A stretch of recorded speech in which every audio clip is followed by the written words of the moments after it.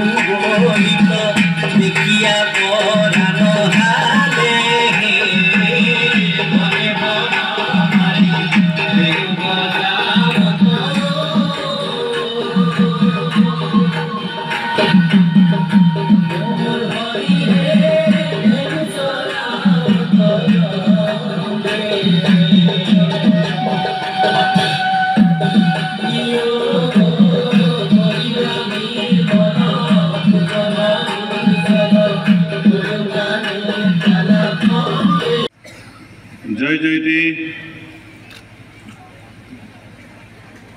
ভাৰতৰ ৭৮ সংখ্যক স্বাধীনতা উপলক্ষে আপোনালোক সৰুটিলৈকে আন্তৰিক শুভেচ্ছা জ্ঞাপন কৰিছোঁ আমাৰ এই মঞ্চত উপবিষ্ট অসম বিধানসভাৰ প্ৰাক্তন অধ্যক্ষ সন্মানীয় বিধায়ক যোৰহাটৰ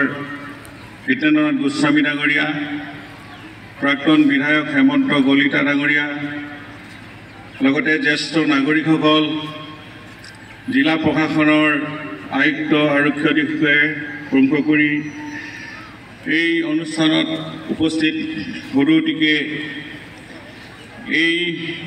স্বাধীনতা দিৱসৰ উপলক্ষে আজি এই পবিত্ৰ ক্ষণত মই অসমৰ জনসাধাৰণৰ লগতে যোৰহাটবাসী ৰাইজলৈ গভীৰ শ্ৰদ্ধা জ্ঞাপন কৰিলোঁ আজি এই পবিত্ৰ মুহূৰ্তত মই জাতিৰ পিতা মহাত্মা গান্ধীৰ লগতে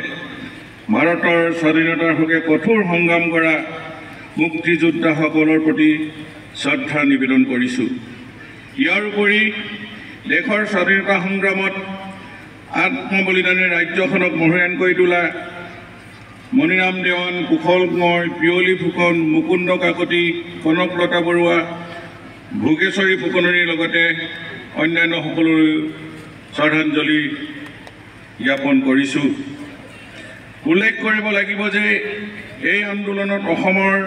অন্যান্য বীৰসকলৰ লগতে যোৰহাটৰো বহুকেইজন স্বাধীনতা সংগ্ৰামী জঁপিয়াই পৰিছিল। এইসকলৰ ভিতৰত আমি স্মৰণ কৰিব লাগিব হৰিজন বন্ধু কৃষ্ণনাথ শৰ্মা,